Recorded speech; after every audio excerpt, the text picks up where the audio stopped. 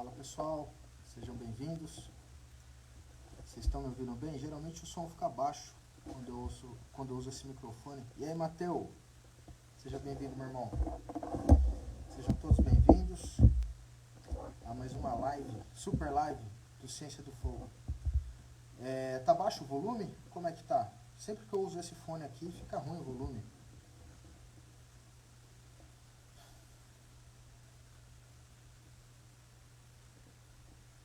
Boa. E aí, irmão? Rafael entrou aí. Só tem gente boa aqui, hein? Satisfação estar com vocês. Terça-feira, essas horas aqui onde eu tô tá gelado pra caramba. Então, pessoal, tá baixo. Aumenta um pouquinho o volume aí. Eu fui iludido agora. E aí, PR? Eu fui iludido agora. Eu fui lá na recepção do hotel, eu vi um fone lá que era do iPhone, né? Aí eu fui pegar, mas a entrada era P2, não era a entrada Lite, né, do iPhone. Então eu fui iludido, né? Mas tá bom, que é mais fácil ser iludido, né? Não tem jeito. Mas legal que o pessoal tá aí. Sejam todos bem-vindos. Convidem aí o pessoal da Segurança Trabalho, o pessoal, os bombeiros, a bombeirada. Chama os amigos aí. Vamos para mais uma super live. Hoje o tema vai ser sobre líquidos e gases inflamáveis e sequências de eventos. Esse tema é bastante importante até mesmo para a gente pensar em planos de emergência, né? Quais são os eventos iniciais, os eventos derivativos. Eu vou trabalhar tudo isso aí com vocês. Então vai ser uma super live, mais uma. E depois eu coloco lá no YouTube também, quem não tiver, cadastra lá no YouTube, tá bem? Bom, a Ciência do Fogo tá aí, tá? Legal, show de bola. Bom, Ciência do Fogo tá aí. Semana que vem, então, de segunda a sexta-feira nós vamos estar juntos. Você já tem os temas das aulas aí. Vai ter lá, né, o início de tudo e aquela coisa toda. Então nós vamos ter 5 aulas durante a semana, por isso vai ser um intensivo do Ciência do Fogo. Mas, como todas as super lives, né, também são Ciência do Fogo, nós vamos falar de temas que são aplicáveis a isso e certamente aplicáveis também à nossa realidade, como técnicos de segurança do trabalho, como bombeiro civil, bombeiro militar. Então isso serve para todo mundo, tá bom? Isso serve para todos, né, que trabalham na prevenção de riscos. Gerentes, engenheiros de segurança, todo mundo, né? Serve para todo mundo. Então a ideia é justamente essa. Então tá bem? Quem não se inscreveu, já se inscreva lá no Ciência do Fogo e vão para cima, né? Muito do que eu vou falar aqui tá lá. Na verdade, todos os assuntos de todas as lives, né, que a gente faz estão lá. Muito boa noite a todos. Sejam todos bem-vindos, vocês que chegarem agora, tá bom? Então tudo isso aí tá dentro do Ciência do Fogo. Esse é o grande fator motivador. Mas quem não quiser estar no Ciência do Fogo, fica aqui na live, que eu tô aqui à disposição de vocês. Quanto mais gente, melhor. O objetivo, como eu sempre digo, é servir, é o serving, né? Então vamos nessa, né? Qual que é o objetivo, então, da gente falar de sequência de eventos, né? O objetivo principal é entender o que nós podemos esperar partindo de emergências, né? O que são esses eventos? São o que acontece a partir do momento em que houve um vazamento, uma fuga de gás e assim por diante. Ou até mesmo eventos onde não vazou, onde não houve fuga de gás, né? Como eu vou comentar com vocês do GLIV e assim por diante. Então vamos começar do começo. Eu fiz aqui uma sequência, né? Ó, tá bem? Pra gente poder falar de ordem, como que eu posso dizer para vocês? De ordem que dê para entender, né? De uma ordem que seja, que a gente consiga fazer um link aí, tá? Então sejam todos bem-vindos e vamos para cima. Então vamos lá, tá? A primeira coisa que a gente vai ter que levar em consideração quando a gente fala das características de gases e líquidos com a característica de inflamabilidade é o seguinte: o que vai definir, tá? Aí é um negócio que é importante. O que vai definir qual é a diferença do gás e do líquido? O que define, qual é o ponto de ruptura para falar assim, a partir desse momento a substância é gás, ou a partir desse momento a substância é líquida, essa é uma grande característica aí que é importante a gente definir, né? Primeiro de tudo, o que vai, né? Se é a grande definição entre o líquido e o gás. Então, vamos nessa, né? Vamos começar essa explicação aí. Essa explicação talvez ela seja um pouco difícil de entender, mas a live vai ficar salva aí no perfil e eu acho que vai ajudar para vocês. Eu tô no Rio Grande do Sul, então o pessoal do Rio Grande do Sul, eu tô no Rio Grande do Sul, hein? Eu tô aqui tô perto de Porto Alegre aqui. Mas enfim, mas eu não tô a viagem não, tô trabalhando, né? Mas enfim, vamos lá. O que vai definir então? É o ponto de ebulição, tá? A substância ser gasosa ou ela ser líquida, o que vai definir então é a condição na qual ela está. Existe uma diferença bastante importante, tá? Que é importante trabalhar aqui, até mesmo para a gente poder desenvolver planos de emergência e tudo mais. Então essa nomenclatura é importante inclusive para a gente definir a proteção respiratória, que foi um dos temas da live, que vamos diferenciar o que é um gás e um vapor, né? As pessoas às vezes confundem, né, gás e vapor e assim por diante. Vamos primeiro diferenciar. Por quê? Porque o líquido, quando ele vaza, né, e precisamente falando de líquidos inflamáveis, isso está no Ciência do Fogo, inclusive eu tenho um experimento explicando sobre isso, né, que vocês sabem, líquido pega fogo? Fala, porra, Preto, mas é líquido inflamável, como que você vem falar para mim de líquido inflamável e você está falando para mim que líquido não pega fogo, né? Na realidade, o líquido em si, a superfície em si do líquido, ela não pega fogo, né? Eu demonstro isso com experimento, né? Onde eu mostro a diferença, o que é o ponto de fulgor no líquido. O ponto de fulgor no líquido é a temperatura a partir da qual o líquido ele começa a liberar gases, começa a liberar vapores e que pode formar uma mistura inflamável, tá? Então, olha o termo, né? Um negócio que é importante, o que vai definir o líquido, a diferença, né, do gás e do vapor. É justamente o estado físico, na qual o meu contaminante, na qual o meu produto está. Se ele na condição normal de temperatura e pressão, então duas coisas são importantes, né? Temperatura e pressão. O que é a condição normal de temperatura e pressão? A famosa CNTP. CNTP significa que é um ambiente, né? O que é a CNTP? São 25 graus Celsius a uma atmosfera de pressão. Tá? Então tá, temperatura é muito fácil a gente entender. Tá quente, temperatura tá maior, tá frio, temperatura tá menor. Aqui no sul, por exemplo, tá frio pra caramba, né? Então tá gelado, a temperatura tá baixa. No entanto, né, eu acho que lá para São Paulo, lá para Bahia, lá para o Amazonas, né, quente pra caramba. Então a temperatura está mais alta.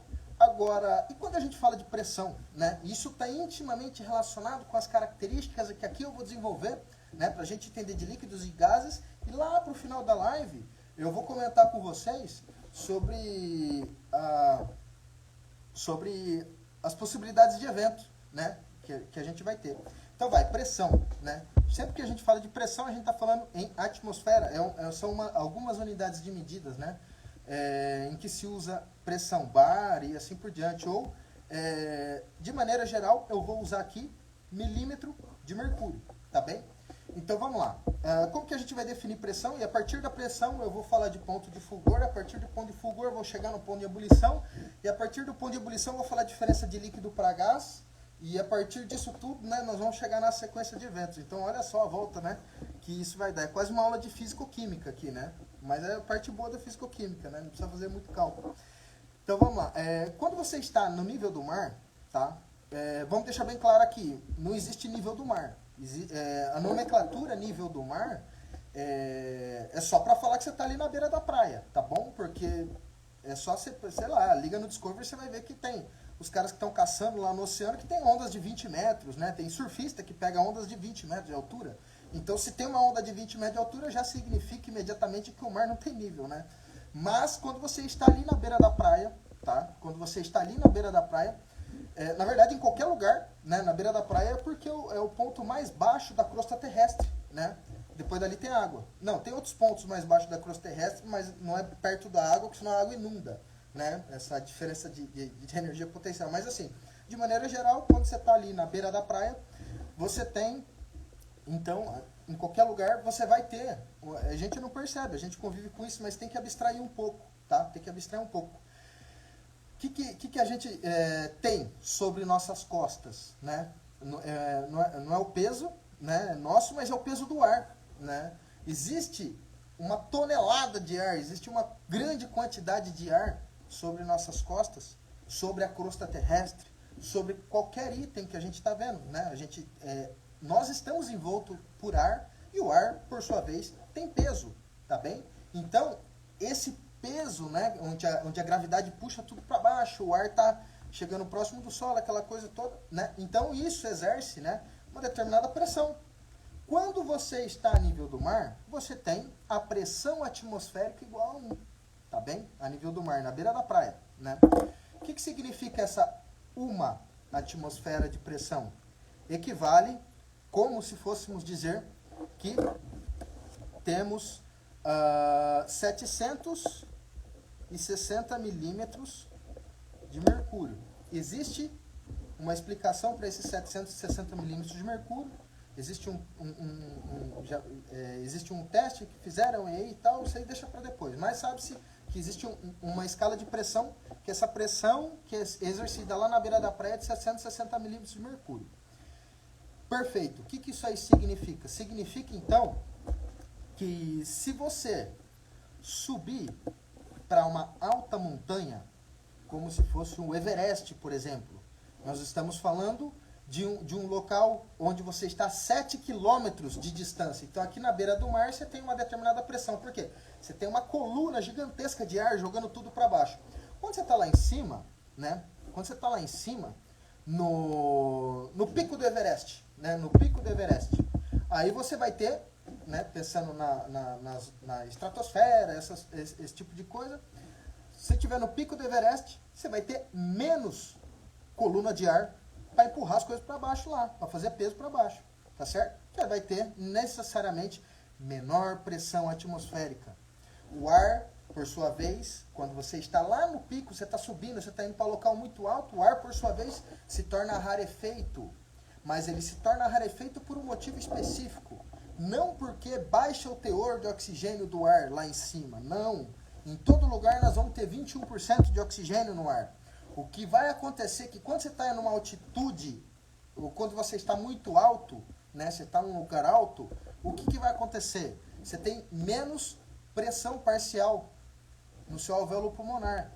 Então, não tem pressão, não vai ocorrer a troca gasosa. Né? Essa pressão é pouca coisa, né? essa diferença aí, é pressão atmosférica ali.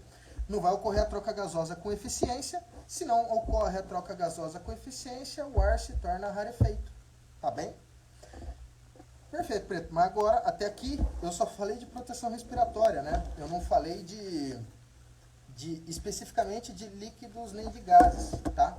Tá bom, agora eu vou partir para líquidos e para gases. Vou falar de um líquido, então, que a gente tem, a gente toma, a gente consome, a gente depende muito dele e é comum para todo mundo, tá? Qual é o líquido? É a água. Então vamos pensar na água e vamos aplicar a água nessa diferença de pressão atmosférica, tá bem? Aí vocês vão entender um conceito, né, de que é pão de fulgor, pão de ebulição e assim por diante, tá bem? A água, então, por sua vez, tá? Por sua vez, vamos pensar na água, depois a gente vai para gasolina, depois a gente pode ir para acetona e assim por diante. Depois a gente pode ir para o propano, para o butano, para o GLP, aquela coisa toda. E vamos, né? Não só podemos, mas vamos. A água, todo mundo sabe, é padrão. A água ferve com quantos graus Celsius? Quantos 100 graus Celsius são necessários? Quantos 100 graus Celsius são necessários para ferver a água, né? Bom, a resposta seria depende, tá? Todo mundo, né, fala assim, caramba, né, eu não gosto dessa resposta depende. Eu também não, mas a verdade é que depende. Vai depender do quê? Para eu ferver a água. Vai depender primeiro, o que é ferver a água? O que é um líquido ferver? A gente está relacionando isso ao calor, que para nós é quente, mas quando nós pensamos a nível de calor, tem que falar assim, qual é o nível de química, de física, aquela coisa toda. A pergunta é, qual é o seu referencial?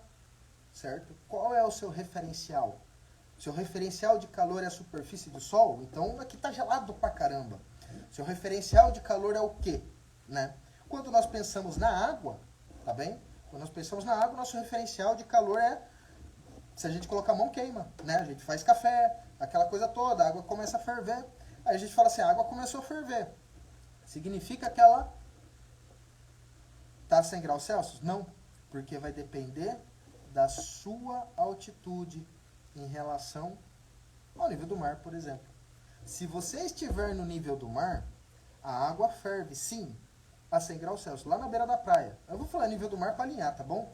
Mas se você estiver lá, então a 760 milímetros de mercúrio, a água vai ferver a 100 graus Celsius. No entanto, se você estiver lá no pico do Everest, a água vai ferver a uma temperatura menor do que 100 graus Celsius.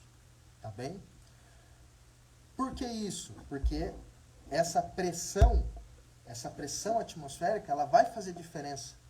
Tá bem? Essa pressão atmosférica, ela exerce uma pressão sobre aquela superfície de água. Ora, você não precisa, por exemplo, para a gasolina começar a desprender vapores, você não precisa ter uma temperatura mínima para ela começar a desprender vapores? Pois bem, é uma quantidade de energia, aquela temperatura é uma quantidade de energia que você precisa colocar na gasolina para que as moléculas da gasolina elas começam a entrar em vibração e elas venham a vencer aquela superfície ali da gasolina. Na hora que ela vence aquela superfície da gasolina, ela vai para a atmosfera. Tudo bem? Ok, então a gente já entendeu que existe pressão sobre os nossos ombros, existe uma pressão maior perto do mar e existe uma pressão menor lá no pico do Everest. Já entendemos que a água ela vai ferver lá na beira da praia a uma temperatura maior do que ela vai ferver lá no pico do Everest. Por quê? Porque existe mais pressão aqui perto da beira da praia do que existe pressão lá no pico do Everest. Então, se a gente tirar essa ideia da água, tá bem? E passar para termos técnicos, o que é um líquido ferver? A gente está relacionando ao calor, mas não é, né? A gente tem que relacionar um líquido em ebulição com a seguinte definição, olha só. Um líquido, quando ele entra em ebulição, significa uma coisa, não significa que ele está quente. Até porque existem líquidos que vão entrar em ebulição a 38 graus, né? Existem compostos que vão entrar em ebulição a 38 graus e para a gente a água está, né, relativamente morna, não está quente, né? Quando o líquido entra em ebulição, significa que a pressão de vapor do líquido, ela equalizou. Então você tem a pressão de vapor do líquido, é o quanto que esse líquido evapora, a força que esse líquido faz para evaporar, para ele vencer essa camada de ar que está em cima dele, tá bem? Quando você consegue dar energia suficiente para esse líquido começar a evaporar, para esse líquido criar uma pressão de vapor que é igual à pressão atmosférica, aí sim nós temos um líquido em ebulição. Aí sim nós temos um líquido fervendo. Olha só que interessante. Vou pegar uns dados aqui, só para passar para vocês, só para a gente entender esse lance aí da ebulição. Na realidade já era para estar aqui, né? Já era para estar aqui. Mas só para a gente entender esse lance da ebulição, então. A água, então, ela vai chegar a 760 milímetros de mercúrio lá na beira da praia, quando estiver a 100 graus Celsius, tá bem? O álcool, eu tenho um rios aqui no meu vídeo, né, de um curso de NR20 que eu fui dar, que eu mostrei. O álcool entrou em ebulição, coloquei o álcool num becker, uma fonte de calor embaixo dele, uma lamparina. O Thiago, acho que ele está na live aqui, ele lembra, ele que filmou, inclusive, né? Eu coloquei uma lamparina e na hora que o álcool começou a entrar em ebulição, eu coloquei um termômetro. E estava ali perto de 72 graus, né? 73 e tudo mais. Se você for verificar na tabela, tá? Na tabela que eu estou olhando aqui agora, são 70,4 graus Celsius para o álcool entrar em ebulição, para o álcool equalizar a pressão de vapor, né? Por que estava 72? Porque provavelmente não era o álcool puro, devia ter um pouco de água, devia ter um pouco de outra coisa nele ali. Se pegarmos, por exemplo, a acetona, tá? A acetona, para ela ferver, para ela começar a borbulhar, para ela equalizar a pressão de vapor dela com a pressão atmosférica, olha que interessante, são 56 graus Celsius, tá? Exato, quanto maior a pressão de vapor, mais evapora. Exato, é isso aí mesmo. Se a gente for pensar no líquido, tá? O que vai influenciar isso, né? Se a gente for pensar, por exemplo, no hidrocarboneto, a diferença da gasolina e do óleo diesel, né? Vamos colocar aqui então. O óleo diesel, ele tem um ponto de ebulição, ele tem os pontos de temperatura crítica maiores do que a gasolina, tá? Por quê? Porque a molécula do óleo diesel, ela é maior do que a molécula da gasolina. A gasolina, ela, de maneira geral, o pessoal classifica a gasolina como um combustível que tem ali mais ou menos 8, 9 carbonos na sua cadeia carbônica. Então ele tem um determinado tamanho. O óleo diesel, por sua vez, tem 12 carbonos na sua cadeia carbônica. Então ele tem um tamanho maior. A gasolina tem um tamanho pequeno, o óleo diesel tem um tamanho maior. O que isso significa? Que quanto mais você tem cadeia carbônica, mais viscoso vai ficando aquele líquido, né? Da gasolina para o óleo diesel, aumenta a viscosidade. Do óleo diesel para o piche, né? Você tem uma viscosidade muito maior, você tem cadeias carbônicas muito maiores. Então você vai ter a relação, né? A sobreposição de uma molécula em outra, tá? Quanto menor a sobreposição de uma molécula em outra, mais fácil, né? Vai liberar vapores e gases, se a gente pensar em hidrocarbonetos.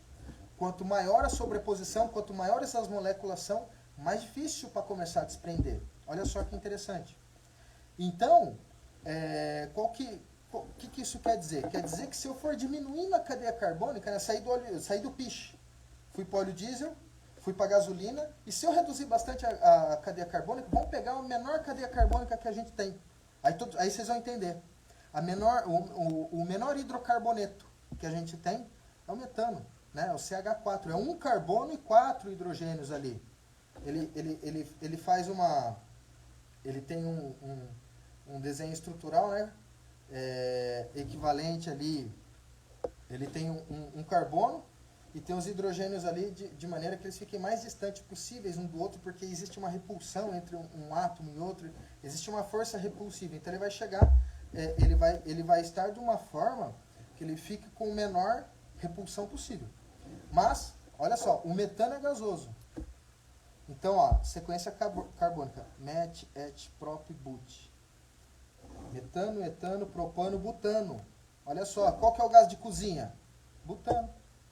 Então, nós estamos falando de substâncias, né? Pensando só em hidrocarboneto, a diferença, né, delas vai ser o quê? O tamanho da cadeia carbônica, isso aí vai influenciar diretamente na físico-química do que nós estamos falando.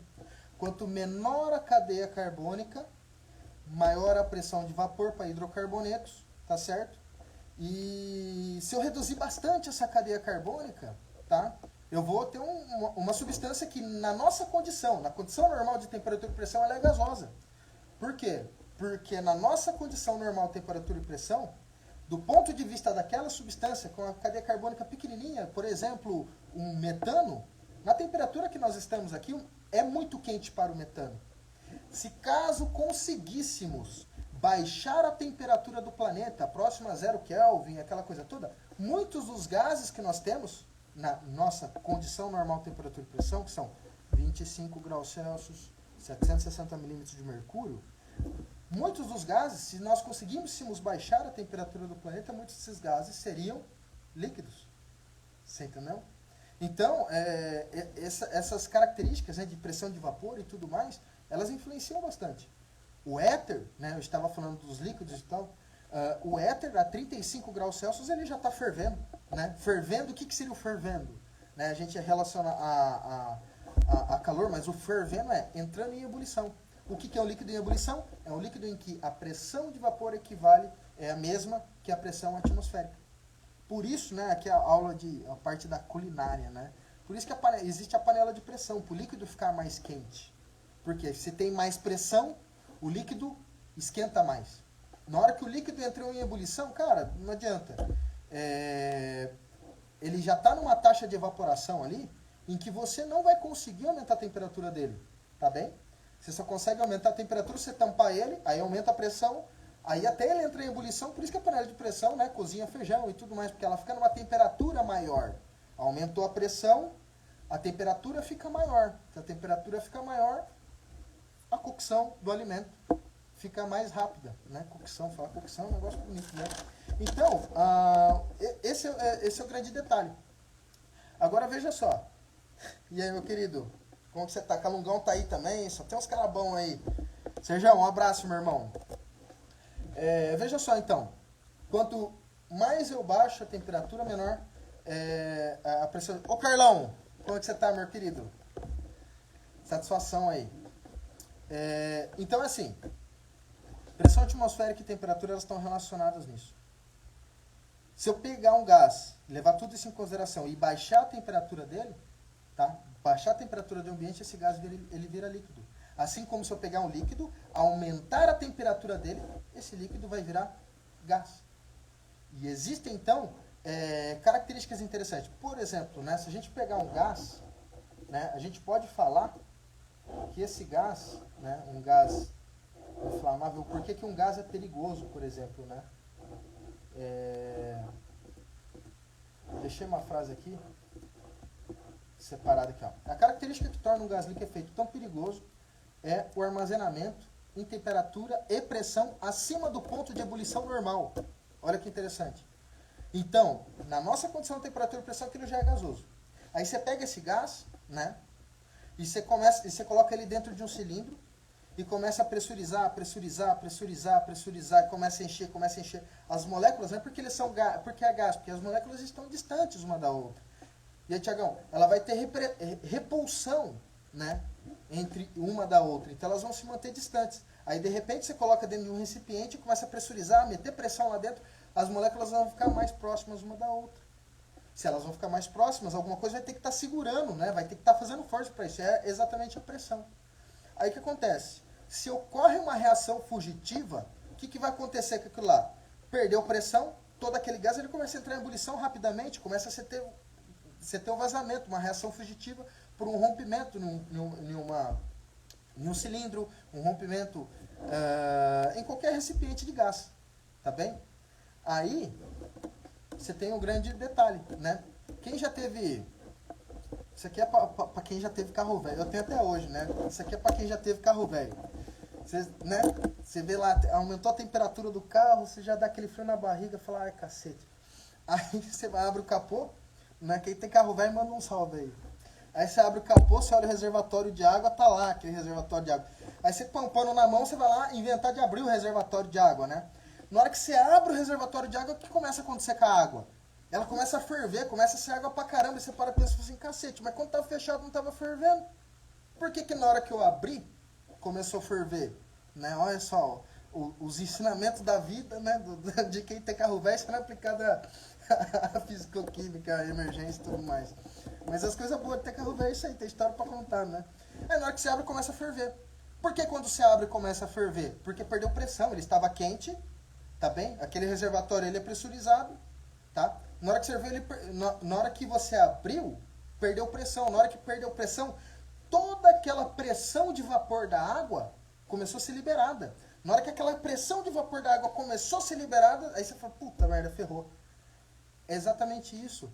O que acontece, por exemplo, quando você causa, ou gera um furo, rasga, tem um rompimento em um vaso que tem gás.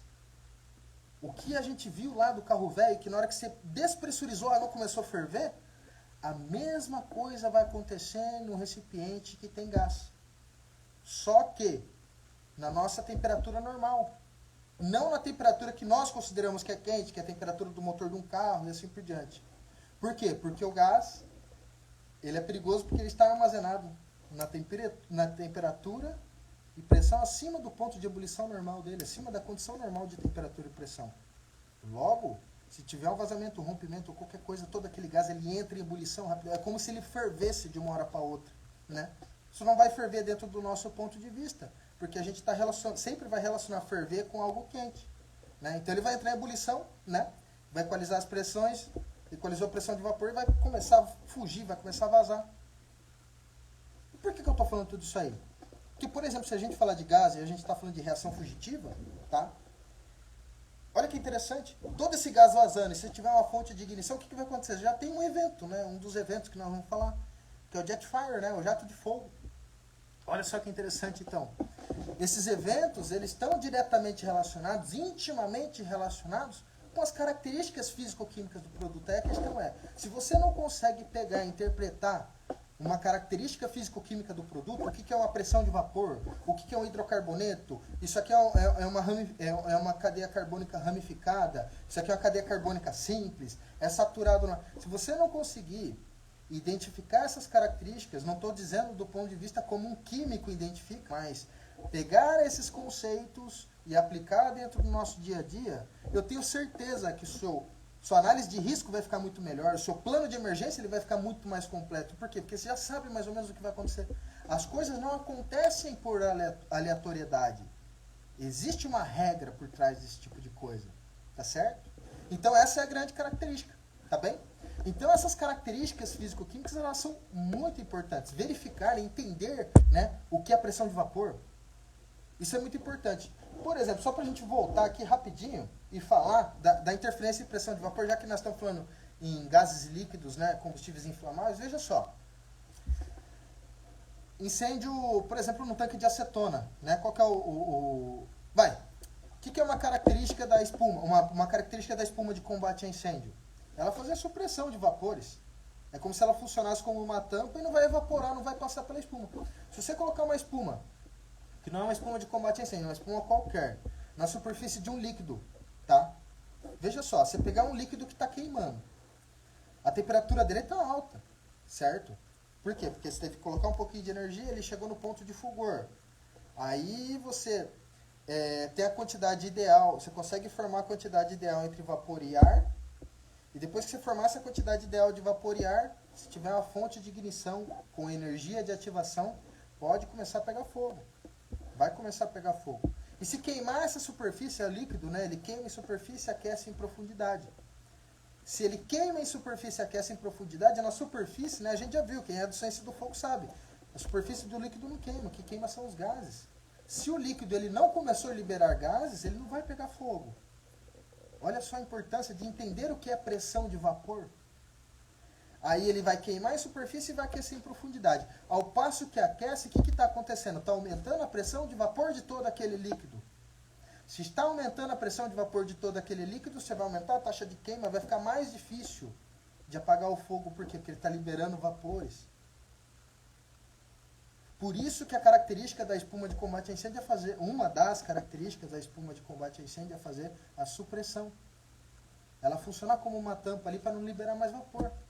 Quando se tem uma espuma que não é ideal, quando se tem uma espuma mal dosada, quando se tem uma espuma que não é a espuma correta para fazer esse combate a incêndio, naturalmente, se todo o seu líquido está quente, o que vai acontecer? Essa camada de vapor ela vai passar pela espuma. Aqui em cima ela vai encontrar ar, temperatura e vai pegar fogo e vai termodegradar a espuma de combate a incêndio. Você entendeu? Como que é importante entender essas características? Quanto mais queima, mais aquece, mais libera vapor. E aí, Edu, um abraço, irmão. Quanto mais aquece, mais libera vapor. Se está muito aquecido, está queimando há muito tempo, cara, tem que pensar até mesmo a nível de taxa de aplicação. Porque quando a gente fala, por exemplo, de taxa de aplicação teórica, pensando em líquidos, né? A taxa de aplicação, a gente está pensando sempre, né? As pessoas calculam taxa de aplicação para espuma. Claro, meu canhão de 2.000 galões vai cair 2.000 galões na superfície do líquido. A taxa de aplicação ela deve ser calculada pensando no quanto vai cair na superfície do líquido e não quanto sai do seu canhão. Na própria NFPA de espuma fala que o cálculo deve ser feito, né? O cálculo deve ser feito considerando perdas. Você tem perda, porque se a espuma ela tem uma taxa de expansão, você aumenta a seção transversal de uma partícula e tudo mais, ela expande, bate o vento, carrega mais. Então você tem perda pelo vento. Aí você tem toda aquela a taxa de queima, né? Você vai ter a convecção, está queimando, está liberando fumaça, um monte de coisa, então você vai perder fumaça pela convecção, vai perder fumaça pelo vento, vai perder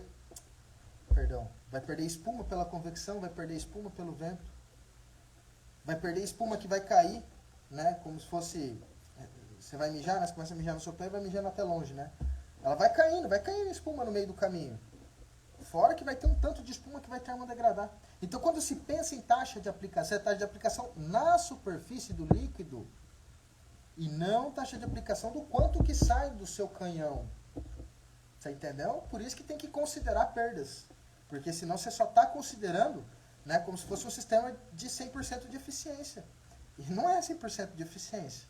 Então esse é o grande ponto. Percebeu como que as coisas vão relacionando? E aí a gente consegue fazer um enlace entre um assunto e outro? Perfeito? Então, essa é a grande sacada, então, de entender o que é o ponto de ebulição. Agora, olha só. Depois que entrou em ponto de ebulição, o que vai acontecer? Você vai ter a transformação de fase, de líquida para gasosa, numa determinada taxa. Tá? Quando eu tenho uma transformação de líquido para gasoso, uma transformação no meu estado físico da matéria, o que vai acontecer? Necessariamente, se a molécula estava próxima, ela era líquida, ela vai ficar mais distante. Vai ser gasosa. O que vai manter ela distante? É a quantidade vibracional, é a quantidade de energia que você tem lá na molécula, né? Pressão, temperatura, esse tipo de coisa. Ela vai ter repulsão entre uma molécula e outra. Aí então, né? Deixei distante. Se eu pegar uma molécula de GLP, o GLP, então, ele estava lá no gás de cozinha, ele vazou. Olha só o quanto ele aumenta em volume, né? De gás, de líquido para gás. O GLP mais ou menos 400 vezes. Vai depender a literatura que você pegar. 380 vezes. Vai. Ou 400. Vai depender da literatura. Então significa que se você pegar 1 litro de GLP líquido, tá bem? Como que você vai fazer para ele ficar líquido? Mete pressão dentro de um recipiente. Aí você abre esse recipiente e deixa esse 1 litro líquido de GLP sair para o meio ambiente. Na hora que esse 1 litro líquido de GLP sai para o meio ambiente, você vai ter o quê? Uma taxa de expansão. GLP é de 380, 400. Amônia, 850. Água, 1.700, 1.750. Vai depender da literatura que você vai pegar. Então você tem uma taxa de expansão aí quando você tem essa mudança física. Aí a partir do momento que você tem essa mudança física, tem uma taxa de expansão, vazou, o que vai acontecer? Naturalmente, depois que vazou, isso aí vai acumular em algum lugar, só que ele não vai acumular infinitamente. Ele vai acumular mais por difusão, que é o que vai gastar menos energia, porque ele vai sair do meio mais concentrado, está ali acumulado, está concentrado. Ele vai sair do meio mais concentrado e vai para o menos concentrado. Então você vai ter difusão, você vai ter declividade do terreno. A declividade do terreno está intimamente relacionada com a densidade gasosa. Se você tem uma densidade gasosa maior, a declividade do terreno vai fazer com que ela desça. Se você tem uma densidade gasosa menor do que a do ar, inclusive no Ciência do Fogo eu ensino a fazer o cálculo de massa de ar, cálculo de densidade gasosa, tudo isso que eu estou falando aqui está lá dentro da Ciência do Fogo, tá bem? Mas nós vamos ter intensivo na semana que vem, quero todo mundo lá, vai ser bom pra caramba. Agora, se eu tenho uma densidade menor do que a do ar, ele vai subir. Exceto, por exemplo, a amônia, né? Por conta de ponte de hidrogênio, uma série de coisas, mas não é o ponto. Embora a amônia tenha, por exemplo, né? Já que eu estou falando de acúmulo, de fusão, aquela coisa toda, a amônia tem limites de inflamabilidade. Pega a FISPIC da amônia lá para você ver. Entra no Camel lá e pega as informações lá para você ver. O Ciência do Fogo ensina a usar o Camel, né? Fazer modelagem de vazamento e a gente vai chegar lá. A amônia tem limite de inflamabilidade, que é a partir de 16%, de 15% a 25%, de 16% a 25%, 26%, ela tem um limite de inflamabilidade. Tudo que a gente considera de inflamável, né, butano, propano, metano e tudo mais, ela tem limite menores do que 4% pela regra. A amônia já está em 16% em concentração. Então o próprio livro, né, do Trevor Kletz, né, O que houve de errado, ele cita isso aí, né, não existe registros, né, de explosão por amônia, porque você não chega nessa concentração em ambiente livre. Você pode ter ela dentro de uma sala, por exemplo.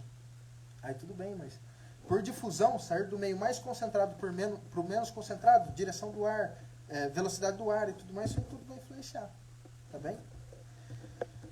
Então, quando a gente junta todos esses conceitos aí, tá? Quando a gente junta todos esses conceitos num ponto só, a gente começa a pensar o seguinte, né? O que vai acontecer em qual, enfim, né? A gente vai chegar na sequência de eventos. Depois de dito tudo isso aí, né? Aí a gente chega na sequência de eventos.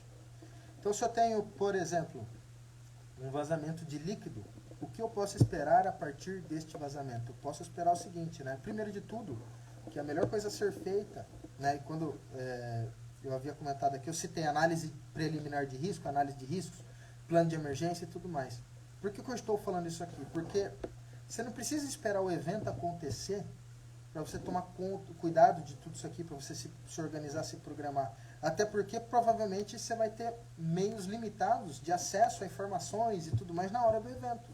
Então, você tem que entender que toda a preparação, a boa preparação para eventos emergenciais é prévia. Nós somos, né, prevencionistas, como segurança do trabalho, como bombeiros e assim por diante. Técnicos, engenheiros, gestores, a coisa tudo. Nós somos, acima de tudo, prevencionistas. Então, a gente tem que olhar para o evento e já pensar no VDM, né? Não vai dar merda. Né? No VDM, quanto que, se o VDM estiver perto de um, tá lascado, né? Vai dar merda. Aí a questão é, né? Já vai dar merda. O que vai acontecer? O que nós vamos esperar disso? Então, por exemplo, um líquido vazou, né? Você tem um vazamento de líquido. Então, a partir desse vazamento de líquido, gera-se uma poça. Tá? Aí tem um detalhe, esse líquido é combustível inflamável. Aí você já sacou o que nós falamos lá no começo da aula. Combustível inflamável é a temperatura no qual ele começa a chegar no ponto de fulgor. Quanto menor a temperatura na qual ele chegar no ponto de fulgor, significa que ele evapora mais rápido. Se o que pega fogo são os vapores provenientes do líquido, então significa que eu tenho mais chance dele pegar fogo. Ah, Henrique, mas esse aqui é um hidrocarboneto que tem a cadeia longa, um óleo diesel, né? Tem a cadeia maior do que da gasolina. Tudo bem, mas e se o chão estiver quente? E se a superfície em que ele escorreu, se ela estiver quente? VDM, né? O vai dar merda. É o VDM. Então, e se a superfície na qual ele escorreu estiver quente? Tá bem? Então, essas considerações a gente vai precisar levar. Outra coisa que é importante é a miscibilidade, né? Pensando em líquido. Até gás, né? Tem essa questão de miscibilidade, por hidrocarboneto ou não. Mas para líquido principalmente. Porque a partir da miscibilidade eu vou conseguir definir qual é a característica do líquido gerador, de como que eu vou utilizar ou como que eu vou fazer esse combate. Eu vou poder jogar água, se eu não vou. Mas não necessariamente essa poça está queimando. Olha que interessante. Eu falei que o líquido vai vazar e o líquido vai formar uma poça, mas não necessariamente ela está queimando. Se ela queimar, você vai ter uma piscina de fogo, que no curso de Ciência do Fogo eu ensino a fazer essas modelagens. Quando você faz essas modelagens aí, você pega tamanho de labareda de fogo, onda de radiação de calor, você vê até onde o calor vai, você vai pegar outros tanques, quais tanques eu vou precisar dentro do meu plano de emergência, quais tanques eu precisaria fazer o resfriamento, tudo isso é importante. Mas aí beleza, ela vazou, ela se acumulou. Aí vamos pensar que é um líquido com ponto de fulgor bem baixo, tá? Um líquido com ponto de fulgor bem baixo. Então ele vai começar a evaporar. E ele começa a evaporar, beleza. O que faz com esse vapor? Se o terreno for tiver declive, o vapor, se for mais pesado, o ar vai para baixo. O vapor ele vai encaminhar para a parte mais baixa. Eu preciso verificar nas redondezas onde eu tenho pontos de ignição. Ou por estática, ou motor funcionando, ou temperatura, seja ela qual for. E olha que interessante tudo isso, é quando a gente verifica, né, como prevencionistas, né, cagada operacional, verdade. Como prevencionistas, olha como que isso tudo é importante. Se você consegue prever essa sequência de eventos, por quê? Porque depois que o vapor acumulou, o que você espera? Você espera o flash, o boom, né? O que vai acontecer? Né? Agora, e se eu falasse para vocês que vocês conseguem descobrir, prever esse acúmulo de vapor por direção do vento e tudo mais? Você consegue prever, você consegue criar uma poça de um determinado líquido e prever até onde você tem 10% do léu, por exemplo, para fazer um posicionamento de viatura, para pensar em ventilação, para pensar em isolamento de área. Eu consigo prever tudo isso. Vocês também conseguem. Vocês têm métodos para isso. Muito melhor do que olhar, inclusive, o manual da Biquim, né? Que lá dá uma referência, mas não é no nível de referência que a gente quer para elaborar, por exemplo, um plano de emergência. Com essas informações que eu estou dando para vocês, olha que interessante esse plano de emergência. Eventos derivativos, a partir de um vazamento de um caminhão, a pessoa fez uma cagada operacional, como diz o Thiago aí, fez um CO, né? Fez um CO, vazou do caminhão, acumulou, fez a poça. Depois que fez a poça, liberou gás. Depois que liberou o gás, para onde vai esse gás? Beleza, esse gás acumulou. O que você espera do gás acumulado, então? Um flash, né? Pegar fogo nesse gás acumulado. E esse fogo, e essa velocidade em que vai pegar fogo em todo esse gás, olha só então, vazou, fez poça, acumula gás, e esse gás ele vai explodir o ambiente. E essa explosão do ambiente, ela vai causar o quê? Ela pode, obviamente, se as pessoas estiverem ali, elas vão se queimar, vão morrer, e uma série de coisas. Mas pensando a nível de estrutura, né, só para a gente colocar um padrão aí e ver a questão de energia, a coisa toda, você pode quebrar vidro, você pode rachar parede, você pode derrubar a edificação. Existe histórico de derrubar a edificação por conta de UVCE. UVCE, explosão de nuvem de vapor não confinado. Vazou, fez poça, liberou vapor, esse vapor vai explodir. Essa explosão, ela tem onda de choque. Aí essa onda de choque, ela pode, né, obviamente tem calor, um monte de coisa, vai queimar pessoas que estão ali, né, vai derrubar a parede, vai quebrar vidro e uma série de coisas. Você consegue prever tudo isso aí. Se tiver inventário dos seus produtos, os cenários de risco, se você fizer análise de risco, pega os piores cenários, você consegue prever, modelar tudo isso aí, que é um módulo de modelagem de vazamentos. Olha que interessante, modelagem de efeitos. Aí beleza, depois que deu o boom, né, ou derrubou não sei o que vai acontecer com aquela poça inicial? Ela vai pegar fogo. Aí, eu tô lendo aqui, eu não consigo fazer duas coisas ao mesmo tempo. Deixa eu terminar aqui, depois eu vejo as perguntas, beleza? Eu não consigo fazer duas coisas ao mesmo tempo. Lascado. Aí você tem aí você volta para aquela poça inicial lá. Aí você tem incêndio em poça. Você entendeu? É isso que é sequência de eventos. Eu tenho vazamento, uma poça, um acúmulo, eu tenho um flash, que é o VCE.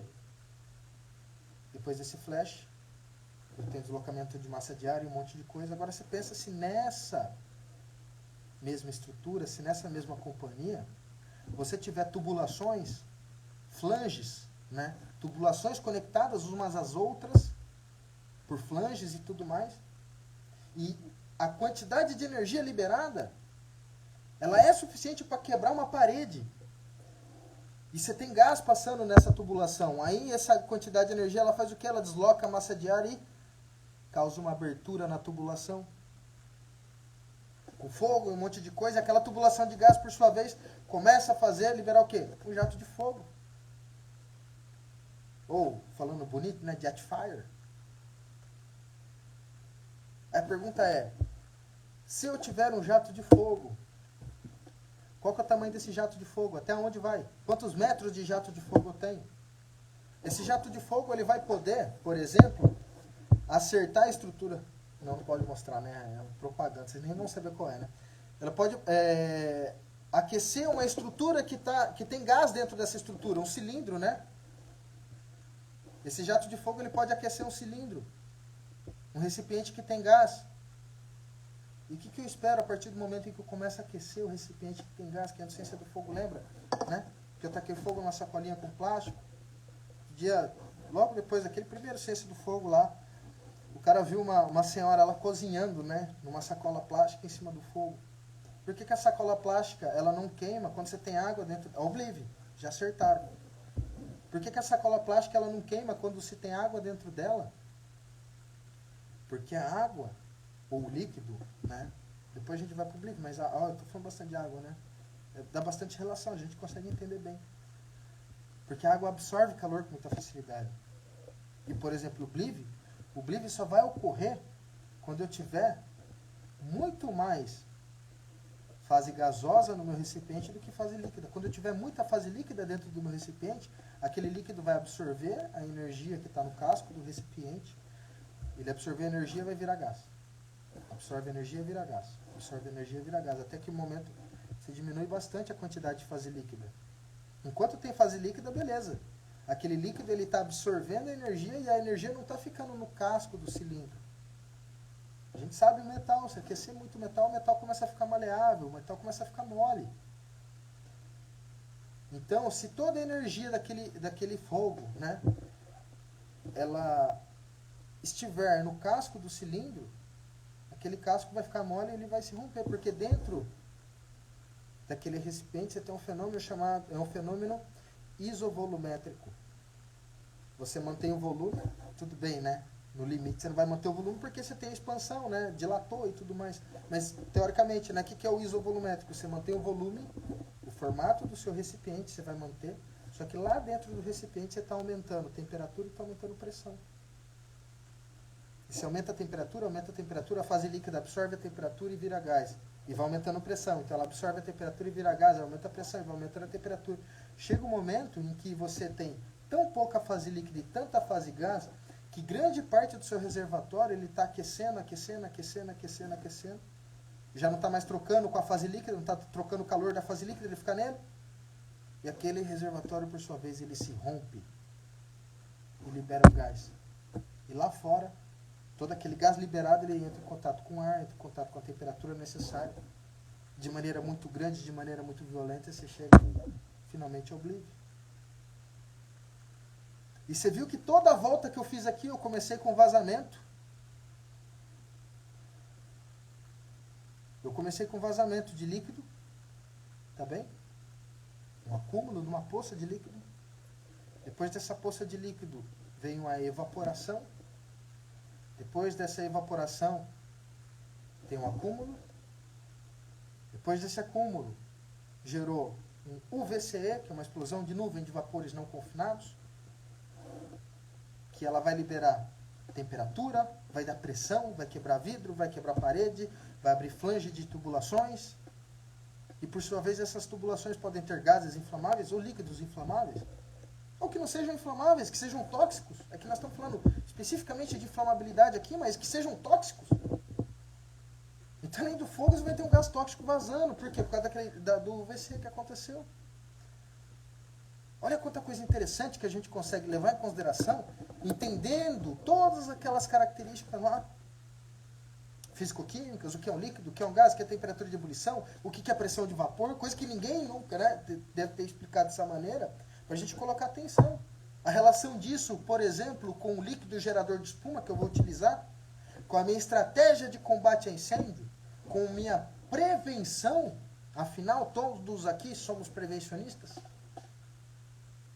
E quando eu consigo, primeiro, entender essas possibilidades de eventos, depois, eu prever esses eventos em função das características que eu tenho no meu ambiente.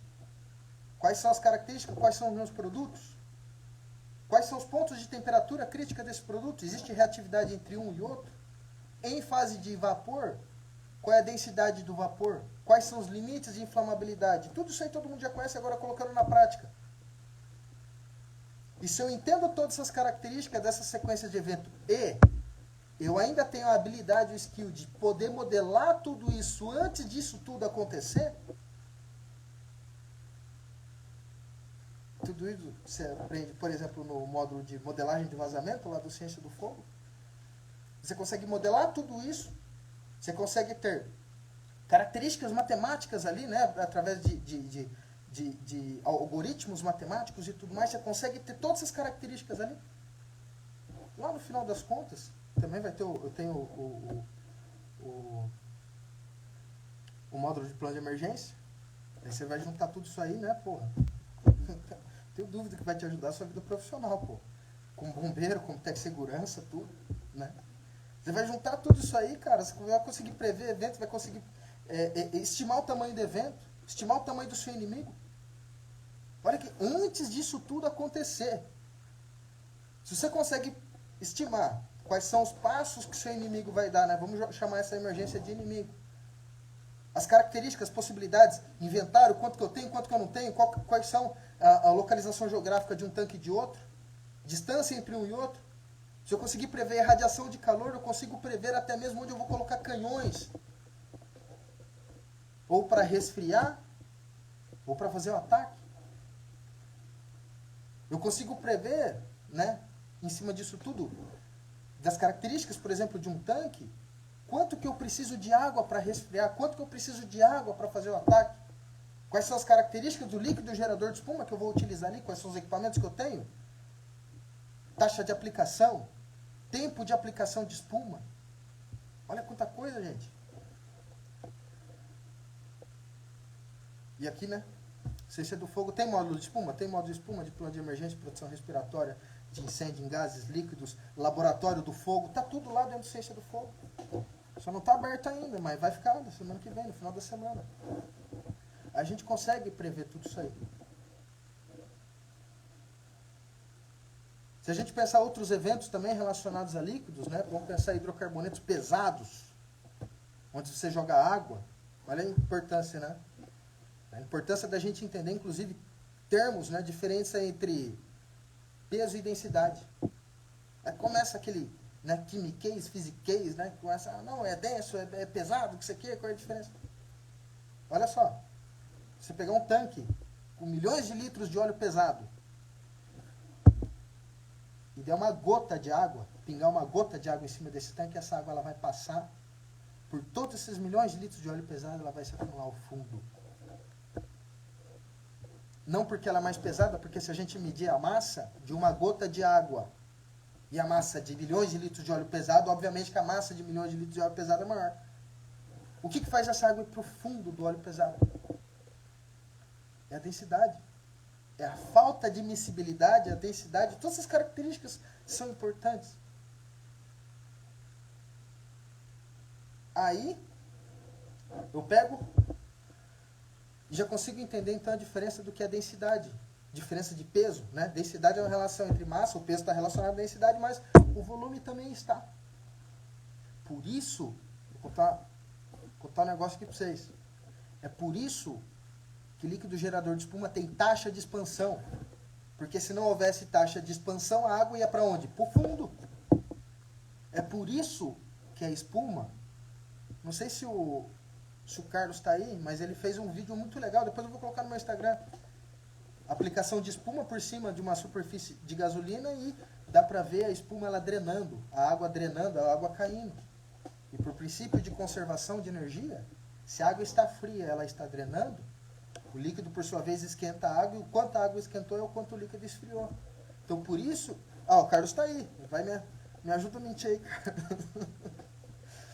Princípio de conservação de energia, o quanto a água esquentou porque ela estava fria, é o quanto aquele líquido vai resfriar. Então vai falar assim, mas espuma não resfria. Resfria. É que não é o principal da espuma fazer o resfriamento, mas necessariamente acontece o resfriamento. Necessariamente acontece, mas não é a característica principal da espuma fazer o resfriamento. Tudo bem? Então, essas são as características aí que a gente precisa levar em consideração. É por isso que eu quis falar com vocês aqui de sequência de eventos, tanto para líquidos quanto para gases. Falar de fenômenos especiais. Falei do Blive. E agora, usando esse exemplo aí, que eu estou dando, né? Não sei se aqui é limitado a 1 hora de live, acho que se der 1 hora já acaba, tá? Pelo menos não deu sinal aqui, mas vamos tacar o pau. Já tô chegando onde eu queria. Esse líquido que caiu, por sua vez, ele ficou na parte inferior, né, do hidrocarboneto do óleo pesado, e a gente já viu também taxa de expansão da água, que é 1 para 1700, 1750. Então aí você pega tudo isso aí, né, pega um óleo pesado queimando, está queimando em superfície, aquecendo em profundidade, aumentando a pressão de vapor, aumentando a taxa de queima e um monte de coisa, aí você faz a água ela entrar em ebulição. Lá embaixo do óleo pesado, a gente entra na característica do quê? Pressão atmosférica. Você já tem a pressão atmosférica. O que é ebulição, então? A ebulição é quando você equaliza a pressão de vapor com a pressão atmosférica. Só que no caso da água dentro de um óleo pesado, além da pressão atmosférica, você tem também a pressão daquela coluna de óleo sobre a água. Então, além dos 760 milímetros de mercúrio, olha lá que nós falamos no começo da aula, que vocês acharam que eu estava viajando, né? Mas tem relação. Além dos 760 milímetros de mercúrio que é a pressão atmosférica, você tem mais uma coluna de óleo em cima da água. Aí a pergunta é, com quantos graus essa água vai entrar em ebulição? É muito mais do que 100 graus, porque você tem muito mais pressão em cima da água para a água poder entrar em ebulição. É a história da panela de pressão. Na panela de pressão a água fica mais quente, porque você tem mais pressão, está segurando a pressão de vapor. Começou a entrar em ebulição, cara, não aumenta a pressão. Tem aí no meu Instagram depois, eu vou pôr no meu stories aí, você vai ver. O Thiago filmou também. Tem um monte de coisa aí que eu vou colocando, vocês acham que é aleatório, mas tem relação, né? Então é justamente essas características aí. Aí é o seguinte, se você pegar óleo pesado, a água está lá embaixo, está aquecendo, aquecendo, aquecendo, aquecendo. Depois de muitas horas, depois de muito calor, depois de muita temperatura, a água ela vai entrar em ebulição, pode ser que ela entre sim. E se ela entrar em ebulição, todo aquele volume de água que você tem na parte inferior do tanque de óleo pesado vai ser multiplicado pela taxa de expansão da água. Todo aquele volume de... Então vamos considerar que é 1.700. Todo aquele volume de água na parte inferior do tanque de óleo pesado, então, ele vai entrar em ebulição, ele vai se expandir em 1.700 vezes. E o que vai acontecer com todo o óleo pesado que está em cima? Aquele fogo, tudo. Vai jogar para fora. E vai dar um boil over. Olha que interessante. Quando a gente pensa em taxa de expansão, a gente pode falar, inclusive, do que acontece. Às vezes o boil over está muito fora da nossa realidade. Está longe, acha que está longe, tudo bem. Vamos sair da indústria e vamos para o acidente doméstico. Então, não é o boil over, mas o que acontece é justamente para explicar esse negócio de taxa de expansão aí. Essa taxa de expansão da água, por exemplo. Uma panela pegando fogo, frigideira, o clássico, né? Joga água na frigideira. Aí a pessoa fala assim, nossa, dá reação de água e óleo. Água e óleo não tem reação. Eles se misturam bem pouco, né? De maneira geral a gente fala que eles não se misturam. Mas quando o óleo está queimando em superfície, por isso existem, né, situações diferentes. O boil over é quando a água sai de baixo. Ela está acumulada embaixo. No caso de uma frigideira, por exemplo, você está jogando água por cima. É um evento de superfície. Não é um evento de profundidade nesse caso. Por isso que o nome não é boil over que acontece na frigideira. Não sou eu que estou falando, eu só estou copiando o que está no handbook da NFPA. E faz sentido. A superfície da frigideira, então, por sua vez, está muito aquecida, mais do que 100 graus Celsius. Quando vai uma gota de água lá na superfície da frigideira, ela entra em contato com a superfície do óleo, que já está queimando. Essa água, e o óleo está queimando a mais do que 100 graus, essa água absorve toda essa temperatura, essa energia que está no óleo, e rapidamente ela evapora. E na hora que aquela gota de água evapora, aquela gotinha de água, ela vai ter uma taxa de expansão de 1.700 vezes. Ela vai jogar óleo para cima. E quando ela joga óleo para cima, o óleo vai como gotículas para a parte de cima. Por isso que o fogo aumenta, ele fica muito mais forte. Por quê? Porque essas gotículas de óleo, elas dão essa força, essa pujança para o fogo, precisamente por quê? Porque aumenta a superfície de contato. Se aumenta a superfície de contato, aumenta a velocidade de reação, aumenta a reação química, aumenta inclusive a eficiência de reação. É esse tipo de coisa, por exemplo, quando eu falo de física do fogo, de química do fogo. Primeira aula do Ciência do Fogo, primeira aula que eu coloquei no YouTube, dá uma olhada lá. Ela fala assim, tem coisa que o triângulo do fogo não explica. Por que a esponja de aço, o bombril pega fogo e um pedaço de aço não? Se ambos são aço, o triângulo do fogo não explica esse tipo de coisa. Então você tem que bater o olho, tem que olhar o fogo. Esquece, né? Não estou falando para esquecer. Você vai ensinar as pessoas ainda com triângulo, tetraedro, esse tipo de coisa, vai ensinar ainda. Mas você tem que olhar com um pouquinho mais técnico. Agora, por que uma barra de aço, eu preciso de muita energia para fazer uma barra de aço pegar fogo, e eu preciso de pouca energia para fazer uma esponja de aço pegar fogo, sendo que os dois são aço? O material constitutivo é o mesmo. Vai mudar a forma. Um está muito denso, está muito próximo. tem pouca superfície de contato com o ar, o outro está menos denso. O outro está menos denso, o outro tem mais ar. Já está acabando a bateria aqui também. Mais ar envolvido e tudo mais, você tem maior superfície de contato entre uma molécula e outra. Facilita pegar fogo. O triângulo do fogo, nem o tetraedro do fogo explica isso. O que explica é olhar o fogo como uma reação química, assim como eu proponho, desde que eu inventei de dar as caras aqui. E você já sabia disso desde sempre. Seja no churrasco, quando você sopra, você está aumentando, né, colisão efetiva entre as partículas. Então quando você sopra, você abana o fogo e tudo mais, para dar aquele vigor no fogo, para a carne ficar boa, para você comer ela mal passada, né? Porque depois, né, tem carne é mal passada, né? A maioria delas. Algumas não. Mas a maioria delas. Então você dá aquele grau no fogo, né? Dá aquela abanada no fogo, pro fogo. Ou quando era molecada, hoje a molecada já não faz isso, mas a gente tacava fogo, metia fogo na própria esponja de aço. Aí pega fogo, ou às vezes você sopra a esponja de aço e você vê que ele fica mais estridente, fica mais brilhante. Por quê? Colisão efetiva. Além de superfície de contato, você vai ter colisão efetiva ali, que vai favorecer. Aí você gira a esponja de aço, e a esponja de aço faz aquele fogo, né? Fica mais brilhante, aquela coisa toda. Às vezes cai na cabeça, aquela coisa, né? Você se divertia, colocava no aro da bike, saía andando, que nem um motoqueiro fantasma, aquela coisa toda. Você já estava brincando de colisão efetiva, superfície de contato e uma série de coisas. Você não sabia o conceito disso tudo aplicado no dia a dia. Aí, de repente, quando alguém vai te ensinar de fogo, fala que você só precisa de 3 coisas para ter fogo. Que é o triângulo do fogo. Aí teve um que quer inventar e fala 4 coisas, que é o tetraedro do fogo. Tudo bem, nós estamos falando, né? No nível maior, você não está ensinando brigada de emergência, você não está ensinando pessoas que não trabalham com isso. Aqui só tem profissional de emergência, profissional de segurança, profissional prevencionista, profissional de primeira resposta. Então é importante ter esse conhecimento maior do que as pessoas comuns, dentro da nossa área de atuação, dentro da nossa área de atividade.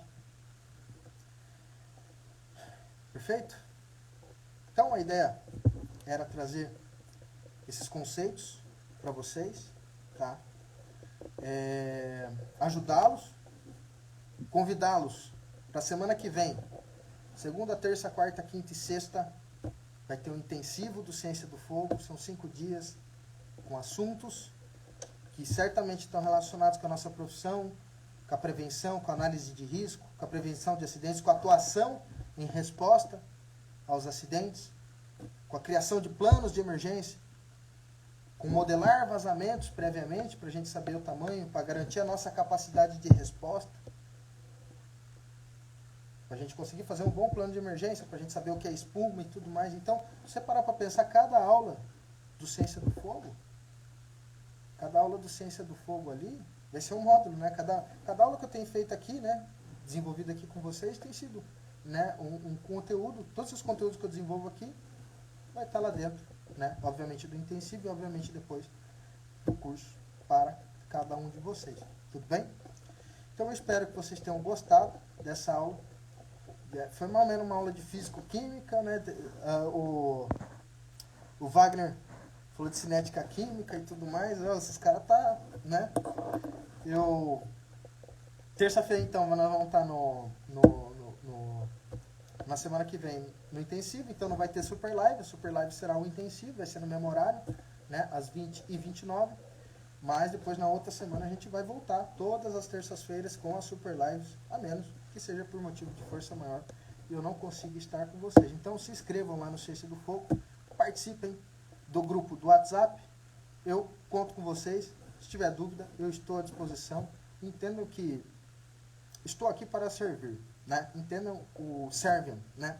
Sirva, né? Como diz o professor Ítalo Marcilli, eu aprendi, né? Procuro aprender com ele, trabalhe, sirva, seja forte e não enche o saco. Então estou aqui para servi-los, ajudá-los e não encher o saco de cada um de vocês. Fechou, pessoal? Fiquem com Deus, até a super live.